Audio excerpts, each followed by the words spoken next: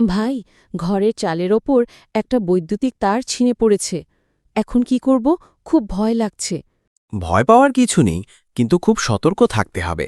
সবার আগে তারটার কাছে যেও না, সেটা এখনও বিদ্যুৎ প্রবাহিত থাকতে পারে। ছোঁয়া মানেই মৃত্যু হতে পারে। তাহলে কি এখন মেইন সুইচটা বন্ধ করে দেব? হ্যাঁ, যদি তুমি নিরাপদে মেইন সুইচে যেতে পারো তাহলে অবশ্যই বন্ধ করে দাও। আর সবার আগে পরিবারের সবাইকে দূরে সরিয়ে রাখো। ঠিক আছে। তারপর? তারপর বিদ্যুৎ বিভাগের হেল্পলাইনে কল করো। তুমি কোথায় থাকো? আমি গাজীপুরে।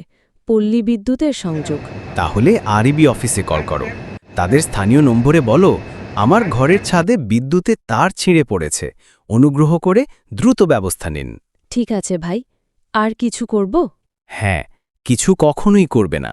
কাঠ বা বাঁশ দিয়ে ঠেলার চেষ্টা করবে না, পানি থাকলে ওই দিকে যাবা না, নিজে কিছু ঠিক করতে যেও না। বুঝে